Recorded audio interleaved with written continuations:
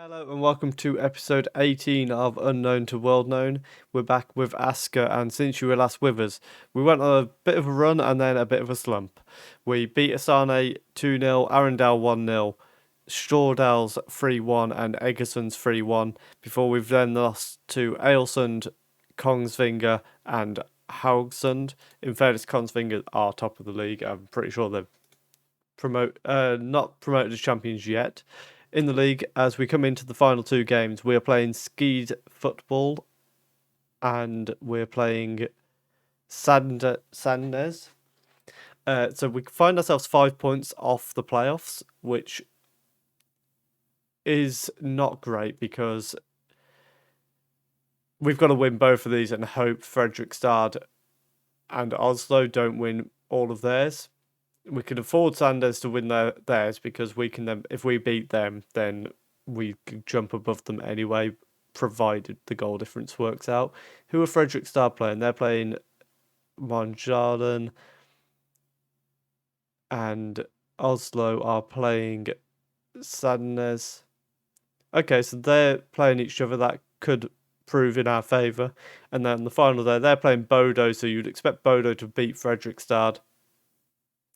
And Oslo would then be playing Sogndal. So I think there's potential there for us to get top four, but we need two very good performances in these games in order to get that. And we're going to try and do that in the first game by going with a lineup of Leah, Andresen, Molberg, Sheldson, Vesterland, Nikolaisen, Vinjor, Benchik, Soldvet, Maritz Hansen, and Idrissi. So let's get straight into this game and try and end the season on a high with 2 wins, hopefully. Vesterland taking the free kick and it goes straight to the goalkeeper. We are on key highlights, most importantly, and the ball lumped forward. Andresen doesn't manage to bring it down. It's sent. They're going backwards a little bit there. Molberg heads away, but Yusuf claims the ball for them. Molgstred finds Jensen down the right-hand side. He's looking for the cross and I think Leah got a save there. That was, if he did, that was a very, very good save. Vesterland's going to try the long throw in.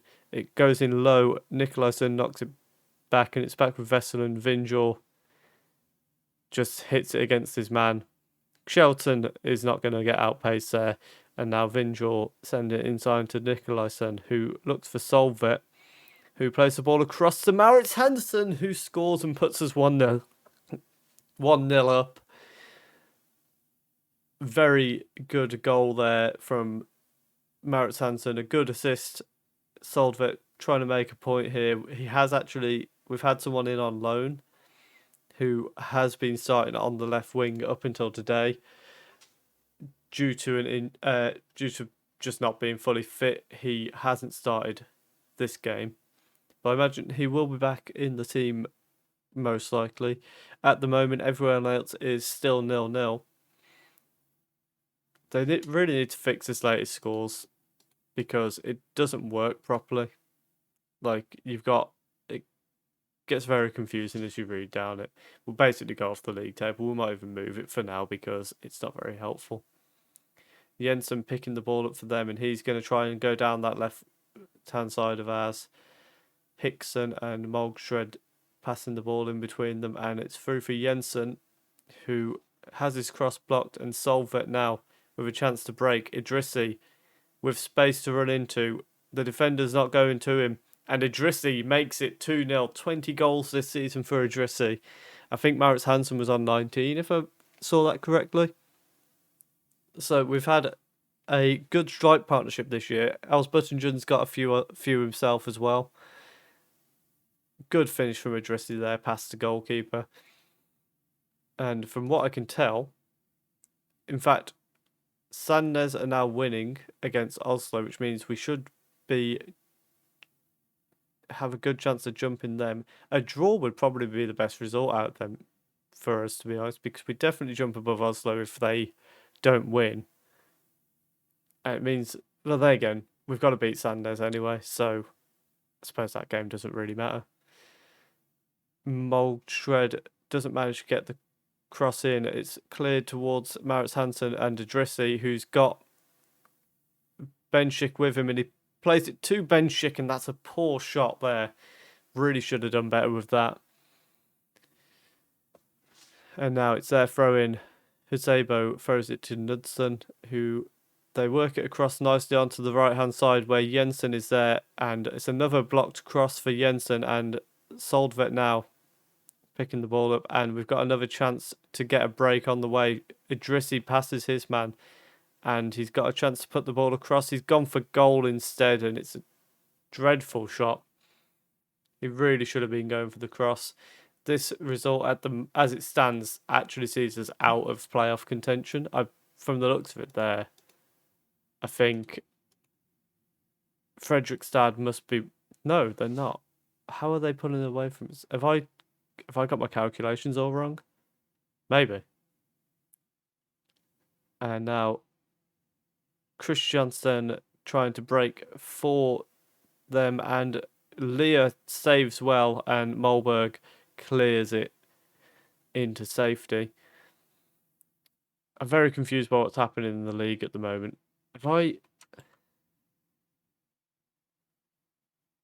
How are Fredrikstad gaining points if they're playing against... I've read the wrong... I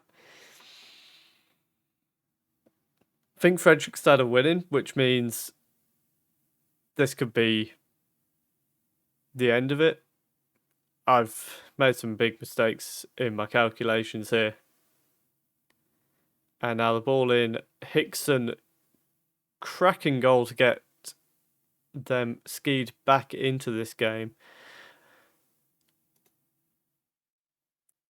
But as it stands, it doesn't matter because Fredrikstad are 2-0 up. And I think that does... Yeah, that would wrap up the season. Solveit's going off injured. We're going to bring Harnes on. He's the one who has been playing recently. And also Nikolaisen can come off for Reuten because he's not having a great game.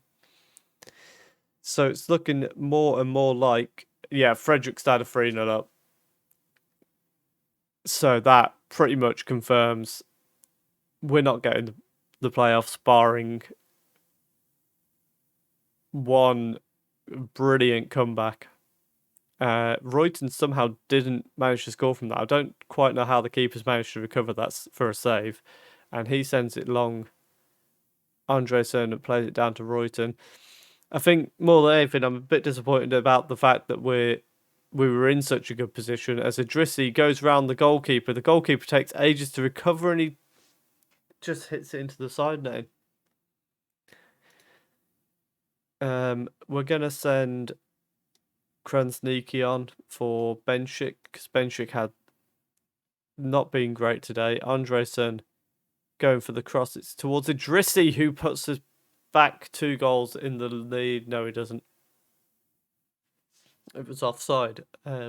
Was it offside? Just about. That is a little bit unfortunate for him there. It was a very nice finish though. Fredrikstad confirming. Oh no, that's been disallowed as well. We're going to drop down to a balanced mentality because we don't want to completely ruin our season by dropping points here. It's a case today of, in reality, I'm not as annoyed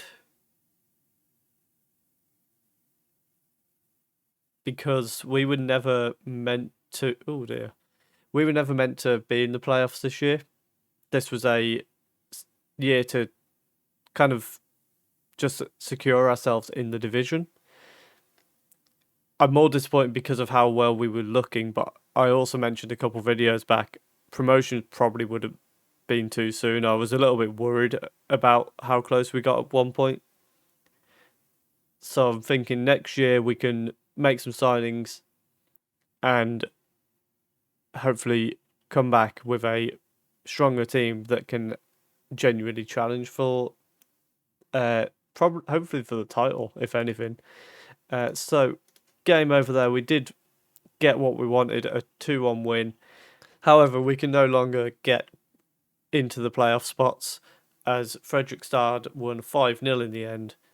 We can overtake Sandnes. What we might do then, based on my maths being wrong, not even my maths, it was just a mess. What we might do then is we've already played Sandnes this season. We might play that one off camera, and then we will come back for the season review, because it's just a dead rubber game. I mean, do we know how much we get for finishing in different positions at all? So according to that, wherever we finish, now we're getting 203,000. So it's a complete dead rubber game. We can't even gain any extra money by finishing higher up. So on that basis, we're going to play Sandnes off camera. We'll come back for the season review after that game. Okay, so we're back for the season review. As you can see, we lost 3-1 to Sandnes, unfortunately, only getting a consolation goal right at the end. However, season review for the 2022-23 season. We had a few new arrivals, not as many as I thought we did. Harness getting quite a high rating. I think he'll be really good for us if we can keep him for next year. On loan from affiliate club Molde. Idrissi getting a good rating as well. And nobody really getting a bad rating other than Dejumen. He was a poor signing. And a lot of people, these guys all left. And they're pretty much happy with everyone except Lervik, but oh well. So, we were one of the competition's feel-good stories, defying expectations, mainly thanks to an impressive spell of form between April and June. After climbing as high as 4th of their peak, they were able to celebrate a job well done. So we were expected to finish mid-table.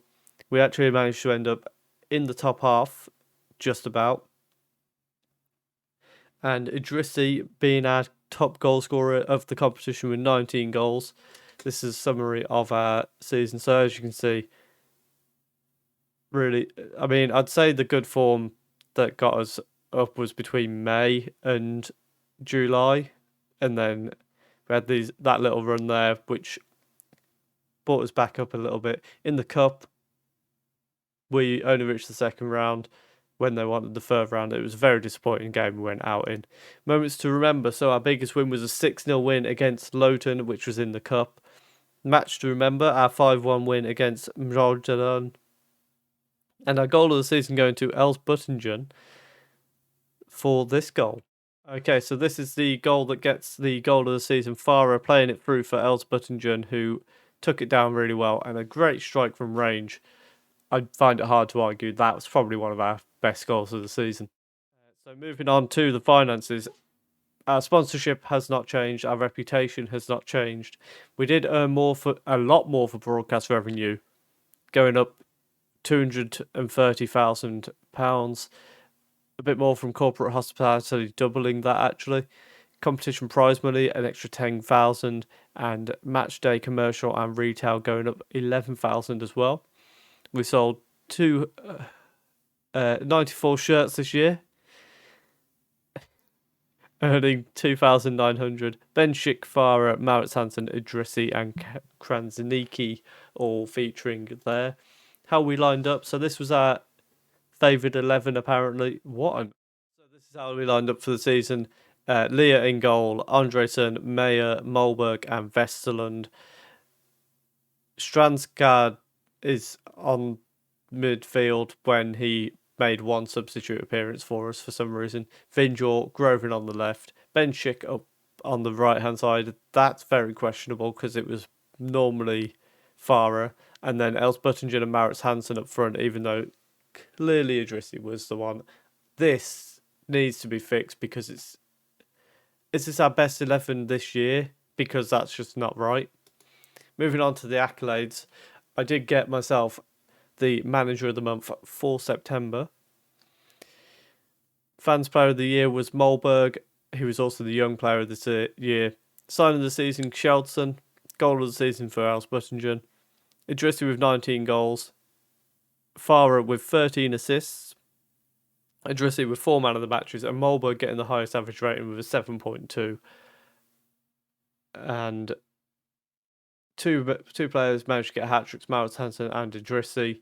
Most league goals by a player, Maurits Hansen on 98.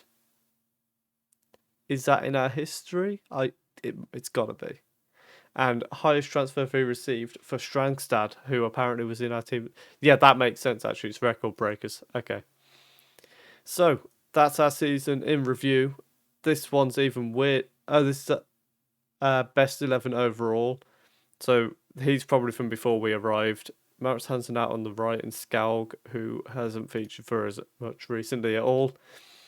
Initial budgets, we got £7,000 per week to spend. That's come down by like £4,000 there. So we're aiming this year to work within the wage budget, repair the financial damage, and another mid-table year. That's all they're really after in the 5 years. So I think what we'll do is we will aim to come back at the start of next season, although obviously that's not until April. There's a lot of time. We have applied for HJK, which seems very unlikely, but we are now a little bit more, now that we've finished the season, looking a little bit more for where we could possibly move to next.